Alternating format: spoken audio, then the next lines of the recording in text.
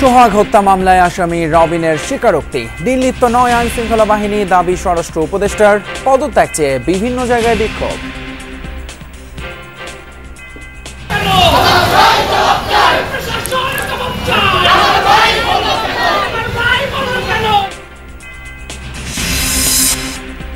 গণতন্ত্রের বিরুদ্ধে ষড়যন্ত্র শেষ হয়নি, দৃশ্যমান হচ্ছে অদৃশ্য শত্রু। মন্তব্য তারেক রহমানের। বললেন, মানুষের নিরাপত্তা দিতে ব্যর্থ অন্তর্বর্তী সরকার।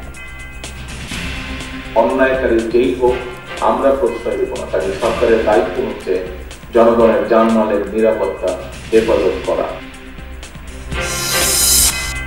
নিজেদের স্বার্থেই পুরনো বন্দোবস্ত টিকিয়ে রাখতে চায় একটি দল। সাতক্ষীরায় এনসিপির পথসভায় নাহিদ। চাঁদাবাজদের রুখে দেওয়ার হুঁশিয়ারি। চাঁদাবাজ মাফিয়া এবং দুর্নীতির রাজনীতিকে যদি টিকিয়ে রাখতে চান, জনগণ আপনাদের বিরুদ্ধে কিভাবে নামছে আপনারা কি দেখছেন সেটা? এবারে চাঁদার দাবিতে রাজধানীর পল্লবীতে ব্যবসা প্রতিষ্ঠানে সন্ত্রাসী হামলা, গুলি, একজন আহত। অপরাধীদের ধরতে মাঠে নেমেছে পুলিশ।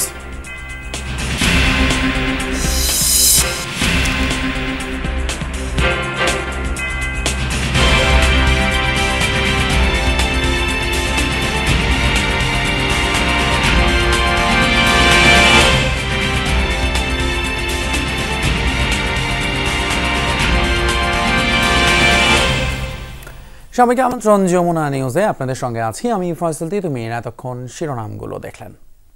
রাজধানীর মিটফোর্ড হাসপাতালের সামনে ব্যবসায়ী লালচাঁদ সোহাগকে নৃশংসভাবে হত্যার ঘটনায় করা অস্ত্র মামলায় আদালতে স্বীকারোক্তিমূলক জবানবন্দি দিয়েছে আসামি রবিন।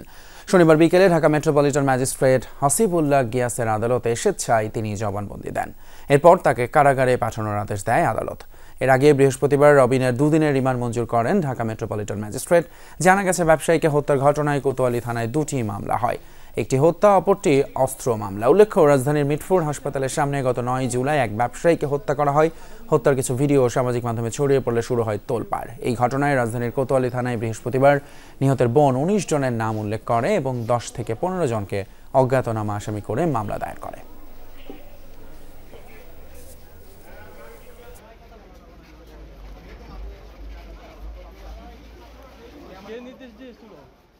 আমরা চাই দ্রুত গতিতে এই মামলাটি ইনভেস্টিগেশন করে এবং সঠিক যারা অপরাধী তাদেরকে দৃষ্টান্তমূলক শাস্তি প্রদান করার জন্য। তাহলে আইনের প্রতি, আদালতের প্রতি আস্থা বাড়বে এবং সমাজে একটা মেসেজ যাবে যে মব সৃষ্টি করে এবং আইন কেউ নিজের হাতে নেবে না। যুবদল কর্মী এবং ব্যবসায়ী সোহাগকে হত্যার ঘটনা মধ্যযুগীয় বর্বরতাকেও হার মানিয়েছে। প্রশ্ন উঠেছে, কি এমন দ্বন্দ্ব ছিল তাদের মধ্যে? যারা এমন পৈশাচিকতা চালিয়েছে তাদের অতীত কর্মকাণ্ডই বা কি? অনুসন্ধানে জানা গেছে, সোহাগ হত্যায় জড়িতরা এর আগেও চাঁদা না পেয়ে অনেক ব্যবসায়ীর উপর নির্যাতন চালিয়েছে। আশিক মাহমুদ জানাচ্ছেন বিস্তারিত। মিটফোর্ড হাসপাতালের পাশের এই চিকাপটিতেই বেড়ে ওঠা সোহাগের। এখানেই একটি ভাঙাড়ির দোকানে কাজের পাশাপাশি যুবদলের রাজনীতিতে সক্রিয় ছিল। গত 5 আগস্ট শেখ হাসিনা সরকার পতনের পর এই গলিতে একটি ব্যবসা প্রতিষ্ঠান দিয়ে বসেন সোহাগ, যার অর্ধেক লভ্যাংশ দাবি করেছিল রাজনৈতিক বড় ভাইরা। আর তা দিতে না চাওয়াই বিপত্তির শুরু, যার সর্বশেষ পরিণতি মৃত্যু। ক্ষমতার পালাবদলে মিটফোর্ড এলাকায় আধিপত্য বিস্তার করেছিল মহিন ও অপু গ্রুপ। চাঁদাবাজি সহ নানা অপরাধে জড়ায় তাদের অনুগতরা। সোহাগকে হত্যার আগে এলাকায় ত্রাসের রাজত্ব সৃষ্টি করেছিল। কি ঘটতেছিল এই যে আসতো আর আসতো আর আসতো, এই কি বলে সে কি আর বলতো যে মাল খাল কিনবি না, মানে লোকজন কর্মচারীকে ঠেট দিত। এই দলের ভিতরে কোন দল নিয়ে এই জিনিসটা হয়েছে, এক গ্রুপ খাইতেছে আরেক গ্রুপ খাইতে পারে না, এই গায়ে ওই গ্রুপটাই এই উত্তেজনার মধ্যেই গত বুধবার সন্ধ্যার একটু আগে রজনী বোস লেনে সোহাগের ব্যবসা প্রতিষ্ঠান থেকে তাকে ধরে নিয়ে যায় মহিনের লোকজন। প্রত্যক্ষদর্শীরা জানায়, ওই দিন সোহাগকে নিয়ে যায় 40 থেকে 50 জনের গ্রুপ। ওইদিনকে গ্যাঞ্জাম হয়, উনি বসা ছিল, বসা থাকার পরে ওনারা এসে দিকে কয়েকজন লোক সে ধরিয়া ওদিকে নিয়ে গেল, অনেক লোক। পরে মিটফোর্ড হাসপাতালের ভেতরে নিয়ে নির্মমভাবে পিটিয়ে হত্যা করা হয় সোহাগকে। মৃত্যু নিশ্চিত করতে পাশবিকভাবে পাথর দিয়ে শরীর থেতলে দেওয়া হয়। নির্মম এই হত্যাকাণ্ডে ক্ষুব্ধ স্থানীয় ব্যবসায়ীরা। কিভাবে মারছে এটা তো ঠিক না, দুশ্মনেরও আল্লাহ পাক যেন এরকম না ইয়া করায়। এভাবে একটা মানুষ আরেকটা মানুষকে মারতে পারে না, কখনোই পারে না। মানুষের ভিতরে সেই পশুত্ব আসলেই তারা এই কাজগুলি করে। এদের দৃষ্টান্ত শাস্তি দেওয়া উচিত। যদিও পুলিশ বলছে চাঁদাবাজি নয় বরং পারস্পরিক দ্বন্দ্বের জেরে এই হত্যাকাণ্ড। আমরা এতটুকু জানতে পেরেছি যিনি হত্যাকাণ্ডের শিকার হয়েছেন এবং যাদেরকে ধারণা করা হচ্ছে এই হত্যাকাণ্ডের সাথে জড়িত তারা পরস্পর সম্পর্কিত এবং ব্যবসাটা তারা একসাথে কিছুদিন করেছে, কিন্তু যখন ব্যবসায়িক লেনদেন নিয়ে একটা দ্বন্দ্ব তৈরি হয় তখনই তারা এই ব্যবসাটাকে আবার নিজেদের মতো করে করার জন্য তার সাথে বিবাদে লিপ্ত হয়, যার বিবাদের ফলশ্রুতিতে এই হত্যাকাণ্ডটি সংঘটিত হয়েছে। সোহাগ হত্যায় জড়িতরা সবাই যুবদল ও ছাত্রদলের সাথে সম্পৃক্ত। তাদের বিরুদ্ধে সোহাগ হত্যা ছাড়াও চাঁদার দাবিতে বহু ব্যবসায়ীকে নির্যাতনের অভিযোগ পাওয়া গেছে। এই যেমন সোহাগ হত্যার মাসখানেক আগে চাঁদা না দেয় শাওন নামের এই অ্যাম্বুলেন্স ব্যবসায়ীকে বাসায় ঢুকে বেধড়ক মারধর ও ভাঙচুর করে মহিন ও অপুর নেতৃত্বে ২০-২৫ জনের একটি দল, যার একাধিক ভিডিও ফুটেজ যমুনা টেলিভিশনের হাতে এসেছে। আমাকে মতো হাসপাতালতে মারছে, আমি হাসপাতাল থেকে বাঁচার জন্য বাসায় গিয়ে ঢুকছি, বাসায় গিয়ে তারা আমাকে অ্যাটাক করছে, আবার মারছে একমাত্র চাঁদা না দেওয়ার কারণে। তারা আমার বাসায় ঠেরু দিচ্ছে, আমি এলাকায় থাকতে পারবো না। আমি প্রত্যেক মাসে ওকে গাড়ি আপনার হাসপাতাল থেকে ২০,০০০ টাকা সর্বনিম্ন মাসিক ওকে একটা চাঁদা দেওয়া লাগতো। মইন নিজে, এই অপু দাস সহ ওর ভাই অসীম দাস, ওরা সব এখানে ছাত্র দলের সজীব। রাজনৈতিক পরিচয়ে চাঁদাবাজির এমন দৌরাত্ম্য থেকে মুক্তি চাই সাধারণ ব্যবসায়ীরা। আশিক মাহমুদ, যমুনা নিউজ, ঢাকা। এদিকে হত্যার নৃশংসতার বিরুদ্ধে নির্লিপ্ত নয় আইন শৃঙ্খলা বাহিনী দাবি করেছেন স্বরাষ্ট্র উপদেষ্টা জাহাঙ্গীর আলম চৌধুরী। বলেছেন, মিটফোর্ডের ঘটনায় জড়িতদের আইনের আওতায় আনা হচ্ছে। খুবই দুঃখজনক একটা ঘটনা। এটার জন্য আমরা অলরেডি 5 জনকে আইনের আওতায় নিয়ে আসছি। গতকালকে র্যাব 2 জন ধরছে, ইশারা 2 জন ধরছে, ডিএমপি 2 জন ধরছে, আজকে রাত্রে 1 জন ধরছে। আমাদের ডিবি টিমগুলি অলরেডি বিভিন্ন জায়গায় আছে, বাকি যারা আছে তাদের আইনের আওতায় নিয়ে আসার জন্য। আইন শৃঙ্খলা নিয়ন্ত্রণ করতে না পারলে স্বরাষ্ট্র উপদেষ্টাকে পদত্যাগের আহ্বান জানিয়েছেন বৈষম্য বিরোধী ছাত্র আন্দোলনের সভাপতি রিফাত রশিদ। মিটফোর্ড হত্যাকাণ্ড এবং সারা দেশে চাঁদাবাজি, দখলদারি, হামলা ও খুনের প্রতিবাদে শনিবার সন্ধ্যায় জাতীয় জাদুঘরের সামনে থেকে শহীদ মিনার পর্যন্ত মশাল মিছিল করে বৈষম্য বিরোধী ছাত্র আন্দোলন। নৃশংস এই হত্যাকাণ্ডের নিন্দা জানিয়ে নেতাকর্মীরা অভিযোগ করেন, নির্দিষ্ট একটি দলের প্রতি পক্ষপাতিত্ব করছে অন্তর্বর্তীকালীন সরকার। অভ্যুত্থান থেকে উঠে আসা সরকারের এমন আচরণ দেশের জনগণ মেনে নেবে না।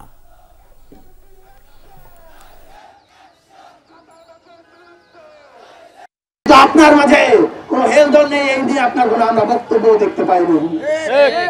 যদি নিয়ন্ত্রণ করতে পারেন তাহলে অ্যাকশন দেখান, আর যদি নিয়ন্ত্রণ করতে না পারেন ছাত্র জনতার পক্ষ থেকে আসসালামু আলাইকুম, আপনি বিদায় নেন।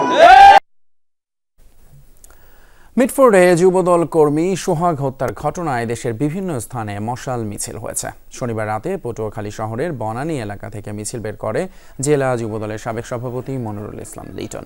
বিভিন্ন সড়ক প্রদক্ষিণ করে স্থানীয় প্রেসক্লাবের সামনে গিয়ে শেষ হয় মিছিলটি। এ সময় সোহাগ সহ দেশের বিভিন্ন স্থানে হত্যাকাণ্ডের প্রতিবাদ ও বিচারের দাবি জানান বক্তারা। অন্যদিকে ব্যবসায়ী সোহাগ হত্যাকাণ্ড এবং দেশের বিভিন্ন স্থানে ধর্ষণ ও খুনের প্রতিবাদে মশাল মিছিল অনুষ্ঠিত হয়েছে টাঙ্গাইলেও। শহরের শহীদ মিনার থেকে শুরু হয়ে বিভিন্ন সড়ক প্রদক্ষিণ করে মিছিল পরে স্থানীয় প্রেসক্লাবের সামনে গিয়ে সংক্ষিপ্ত সমাবেশ অনুষ্ঠিত হয়।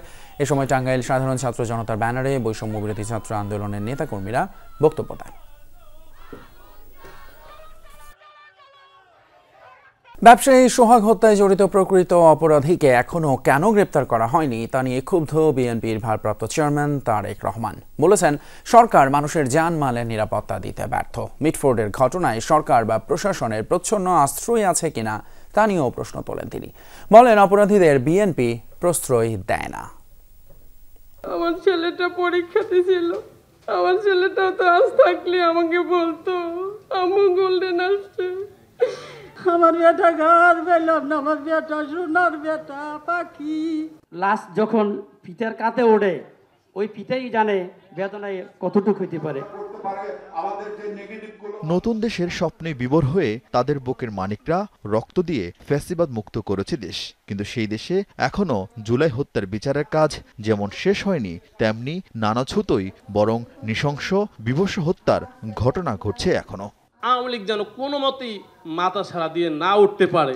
আইনের কাঠগড়ায় খাড়া করায় তাদেরকে ফাঁসি দেওয়ার ব্যবস্থা করা হোক। জুলাই অভ্যুত্থানে ছাত্রদলের শহীদ ১৪২ জনের পরিবার সাথে গুলশানের একটি হোটেলে মতবিনিময় করে বিএনপি, যেখানে ভার্চুয়ালি যোগ দেন ভারপ্রাপ্ত চেয়ারম্যান তারেক রহমান। শহীদ পরিবারের সদস্যদের নানা প্রশ্নের জবাব দেন তিনি। আমরা যদি দেশ পরিচালনার দায়িত্বে থাকতাম, অবশ্যই আমরা প্রশাসনকে কঠোরভাবে সকল কিছু পরিচালনার নির্দেশ দিতাম, কিন্তু আমরা এই মুহূর্তে দেশ পরিচালনার দায়িত্বে নেই। আমি আজকে থেকে ৮-৯ মাস আগে বলেছিলাম যে অদৃশ্য শত্রু আছে। আপনারা নিশ্চয়ই বুঝতে পারছেন, ধীরে ধীরে দৃশ্যমান হচ্ছে সে অদৃশ্য শত্রু। ষড়যন্ত্র কিন্তু আরো শুরু হচ্ছে, আরো জোরে সোরে শুরু হচ্ছে। মিটফোর্ডে পিটিয়ে মারা ব্যবসায়ী ও যুবদল কর্মী সোহাগ হত্যাকাণ্ডের বিষয়ে কথা বলেন তারেক রহমান। প্রশ্ন তোলেন সরকারের ভূমিকা নিয়ে। সরকারের দায়িত্ব হচ্ছে জনগণের জানমালের নিরাপত্তা হেফাজত করা। সরকার কেন ব্যর্থ হচ্ছে? গতকাল যেই ঘটনাটি ঘটেছে, স্ক্রিনে যাকে দেখেছি হত্যা করছে, তাকে কেন সরকার এখন পর্যন্ত অ্যারেস্ট করেনি? আমরা কি তাহলে দলে নিব যে যারা বিভিন্নভাবে মব সৃষ্টি করে একটি পরিস্থিতি তৈরি করতে যাচ্ছে, সেখানে সরকারের কোনো প্রশ্রয় আছে? যেই অন্যায় করবে সে অন্যায়, তার বিরুদ্ধে দেশের প্রচলিত আইন আছে, কাজে আইন অনুযায়ী তার বিরুদ্ধে ব্যবস্থা হবে। অন্যায়কারী কখনো কারোর কোনো দলের লোক হতে পারে না। কোনো রাজনৈতিক দলের নাম উল্লেখ না করে তারেক রহমান দেশবাসীকে অতীতে দেশের বিরুদ্ধে অবস্থান নেওয়া গোষ্ঠীর দিকে নজর রাখার আহ্বান জানান। স্বাধীনতা, সার্বভৌমত্ব, মানুষের বিভিন্ন অধিকারের ক্ষেত্রে যারা বিভিন্ন সময় বিভিন্ন রকম বাধা হয়ে দাঁড়িয়েছিল, কারা কি বর্তমানে বলছে, বলার মধ্যে পার্থক্য কি, ক্ষণে ক্ষণে অবস্থান পরিবর্তন করছে, এই সকল বিষয়ে আপনাদেরকে সচেতন থাকতে হবে। তারেক রহমান বক্তব্য শেষ করেন মিথ্যাচার বিষয়ক হাদিসের একটি উদ্ধৃতি দিয়ে। কোনো ব্যক্তির মিথ্যাবাদী হওয়ার জন্য এতটুকুই যথেষ্ট যে সে যা শুনে সত্যতা যাচাই না করে তাই প্রচার করে বেড়ায়। আরফিন শাকিল, যমুনা নিউজ, ঢাকা। যখনই সংস্কার, বিচার এবং নতুন সংবিধানের কথা বলা হয়, তখনই বিপক্ষে চলে যায় একটি দল। নিজেদের স্বার্থে পুরনো বন্দোবস্তকেই টিকিয়ে রাখতে চায় তারা। সাতক্ষীরার জুলাই পদযাত্রা এমনটাই বলেছেন এনসিপির আহ্বায়ক নাহিদ ইসলাম। এ সময় চাঁদাবাজদের রুখে দেওয়ার হুঁশিয়ারি উঠে আসে অন্য নেতাদের কণ্ঠে। দিনের আলো যখন ফুরিয়ে গেছে, তখন বাগেরহাট শহরের রেল রোডে এনসিপির জুলাই পদযাত্রা। দেশ গড়তে কর্মসূচির ১২তম দিনে আয়োজিত পথসভায় যোগ দেন এনসিপির শীর্ষ নেতারা। এ সময় জুলাই সনদ ঘোষণার দাবি জানান দলের আহ্বায়ক নাহিদ ইসলাম। বলেন, একটি দল সংস্কার ও জুলাই সনদ ছাড়া নির্বাচন চায়। তারা পুরনো বন্দোবস্তে ফিরে যেতে চায়। সাধারণ মানুষের জীবনযাত্রা স্বাভাবিক না হওয়া পর্যন্ত ছাত্রদের আন্দোলন চলবে বলেও হুঁশিয়ারি দেন নাহিদ। রাষ্ট্র সংস্কার এবং দেশ পুনর্গঠন করতে হবে। রাষ্ট্র সংস্কার এবং দেশ পুনর্গঠনের জন্য দরজা খোলা রয়েছে। আপনারা সেই দরজায় যদি এখনো প্রবেশ না করেন, এখনো যদি সংস্কারের পথে না আসেন, পুরনো বন্দোবস্তকে যদি সমর্থন করেন, চাঁদাবাজ, মাফিয়া এবং দুর্নীতির রাজনীতিকে যদি টিকিয়ে রাখতে চান, জনগণ আপনাদের বিরুদ্ধে কিভাবে নামছে আপনারা কি দেখছেন সেটা? এর আগে বাগেরহাটের রামপালের ফয়লা বাজারে পথসভায় যোগ দেন কেন্দ্রীয় নেতৃবৃন্দ।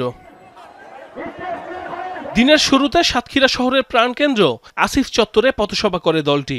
দলের আহ্বায়ক বলেন, যখনই সংস্কার, বিচার ও নতুন সংবিধানের কথা বলা হয়, তখনই বিপক্ষে দাঁড়িয়ে যায় একটি দল। বিরুদ্ধে দাঁড়িয়ে যাচ্ছে একটি পক্ষ, যারা পুরাতন বন্দোবস্তকে টিকিয়ে রাখতে চায়। তারা ভেবেছিল 2-3টা আসন দেখিয়ে, ক্ষমতার ভাগ বাটোয়ারার লোভ দেখিয়ে তারা গণঅভ্যুত্থানের শক্তিকে কিনে নেবে। কিন্তু যারা বিপ্লবের শক্তি, যারা মৃত্যুর মুখ থেকে ফিরে এসেছে, তাদেরকে কেনার স্বার্থ বাংলাদেশের কোন রাজনৈতিক দলের হয় না। পথসভায় কথা বলেন উত্তরাঞ্চলের মুখ্য সংগঠক সার্জিস আলম। এ সময় চাঁদাবাজদের রুখে দেওয়ার হুঁশিয়ারি দেন তিনি।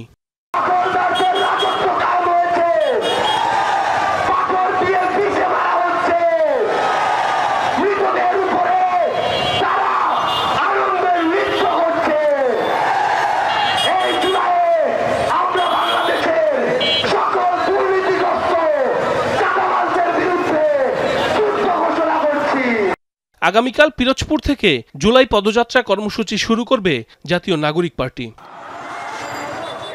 সাইফ আহমেদ, যমুনা নিউজ। চাঁদা চাওয়া হয়েছিল 5 কোটি টাকা, তা না দেয়ায় সশস্ত্র হামলা হয়েছে রাজধানীর শাগুফতা এলাকার একটি ব্যবসা প্রতিষ্ঠানে। এরই মধ্যে সেই ঘটনার সিসিটিভি ফুটেজ ছড়িয়ে পড়েছে সামাজিক মাধ্যমে। শুক্রবার বিকেলের এই হামলার পর আতঙ্কে রয়েছেন এলাকাবাসী। শুক্রবার বিকেল 5টার দিকের ঘটনা। একদল লোক এসে অতর্কিত হামলা করে একটি ব্যবসা প্রতিষ্ঠানে, চালায় গুলি। গুলিতে আহত হন একে বিল্ডার্স নামের ওই প্রতিষ্ঠানের কর্মী শরীফুল ইসলাম খান। গুরুতর আহত অবস্থায় হাসপাতালে চিকিৎসা নিচ্ছেন তিনি। একে বিল্ডার্সের চেয়ারম্যান জানান, 3 সপ্তাহ আগে এক ব্যক্তি তার কাছে 5 কোটি টাকা চাঁদা দাবি করেন। টাকা না দেওয়ায় 2 দফায় তাদের প্রতিষ্ঠানে হামলা করে বহু সরঞ্জাম নিয়ে যায় সন্ত্রাসীরা। শুক্রবারও 30 থেকে 40 জন সন্ত্রাসী এসে তাদের প্রতিষ্ঠানে আবারও হামলা করে। আমরা যখন টাকা দিতে অপারগতা প্রকাশ করি তখন তারা আমাদের লোকদেরকে সোজাসুজি পিস্তল দিয়ে গুলি করে পায়। এই এলাকার ভিতরে যারা বিশেষ করে মিরপুরের কিছু চাঁদাবাজ লোক আছে তাদেরকেই আমি সন্দেহ করতেছি যে তারাই আমার কাছে চাঁদা যারা চাইছে তারাই হয়তো এই লোকগুলোকে পাঠাইছে। চাঁদা চাওয়ার ঘটনায় গত বৃহস্পতিবারই পল্লবী থানায় জিডি করা হয়। পুলিশ বলছে সিসিটিভি ফুটেজ দেখে আসামি শনাক্তের চেষ্টা করছেন তারা। এখনো পাবলিশ করার মতো বা ডিসক্লোজ করার মতো ইয়েতে নাই আর কি, বুঝতে পারছেন? করলে তখন আপনাদের জানাবো। গতকালকেও গেছিলাম, আজকেও গেছিলাম ওখানে, ওটা দিয়ে আমরা কাজ করছি আর কি। আশা আমরা কিছু ইনফরমেশনও পাইছি, দেখা যাক, আমরা কাজ করতেছি, আশা করি হয়ে যাবে আর কি। হামলার ঘটনার পর বেশ থমথমে পরিস্থিতি বিরাজ করছে শাগুফতার আলবদির টেক এলাকায়। মহল্লার নিরাপত্তায় বাড়তি পুলিশ মোতায়েন করার কথা জানিয়েছেন মিরপুরের উপপুলিশ কমিশনার। তাজনুর ইসলাম, যমুনা নিউজ, ঢাকা। কিছু রাজনৈতিক দল স্বাভাবিকভাবে আচরণ করতে পারছে না, তারা তাদের পরিণতির কথা চিন্তা করে না। কি হতে পারে, এমন মন্তব্য করেছেন রিজভী আহমেদ। শনিবার রাত 10টার দিকে বিএনপির কেন্দ্রীয় কার্যালয়ের সামনে সড়কে 3টি ককটেল বিস্ফোরিত হয়। এরপর রাতেই কেন্দ্রীয় কার্যালয়ে এসে সংবাদ সম্মেলন করেন বিএনপির সিনিয়র যুগ্ম মহাসচিব রিজভী আহমেদ। জানান, দলের নামে যারা সন্ত্রাস করবে, চাঁদাবাজি, দখলবাজি করবে, তাদের প্রতি দল একেবারে জিরো টলারেন্স নীতি গ্রহণ করে যাচ্ছে। একই সাথে তিনি বলেন, অনেক ঘটনার সাথে রাষ্ট্রের গভীর থেকে শুরু করে কোনো রাজনৈতিক শক্তি সন্ত্রাসের মাধ্যমে তারা তাদের লক্ষ্যে পৌঁছাতে চায়, যার প্রমাণ এই ককটেল বিস্ফোরণ। বোমা মেরে বিএনপিকে পরাজিত করা যাবে না বলেও মন্তব্য করেন তিনি।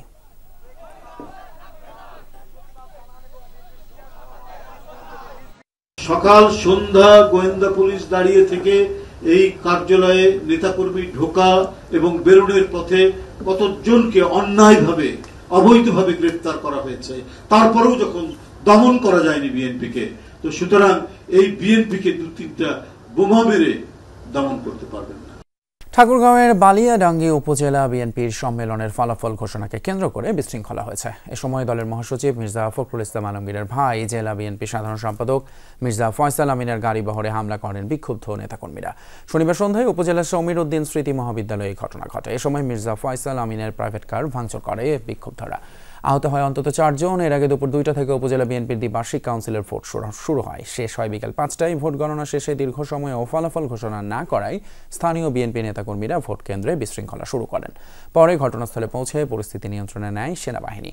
নেতাকর্মীদের অভিযোগ, ভোটের ফলাফল নিয়ে টালবাহানা করায় এই পরিস্থিতি সৃষ্টি হয়েছে। শুল্ক ছাড়ের বিষয়ে কোনো সিদ্ধান্ত ছাড়াই শেষ হয়েছে যুক্তরাষ্ট্র বাংলাদেশ দ্বিতীয় দফা আলোচনা। শুক্রবার ওয়াশিংটনে অনুষ্ঠিত হয় শুল্ক ইস্যুতে তৃতীয় এবং শেষ দিনের বৈঠক।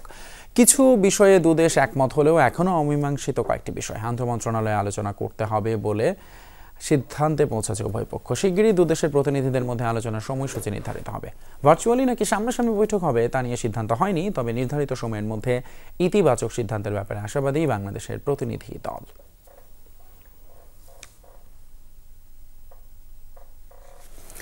অন্যদিকে ইউরোপিয়ান ইউনিয়ন এবং মেক্সিকো থেকে আমদানিকৃত পণ্যের উপর 30% শুল্ক আরোপ করেছে যুক্তরাষ্ট্র। শনিবার সামাজিক যোগাযোগ মাধ্যমে এ বিষয়ে জারি করা চিঠি প্রকাশ করে মার্কিন প্রেসিডেন্ট ডোনাল্ড ট্রাম্প।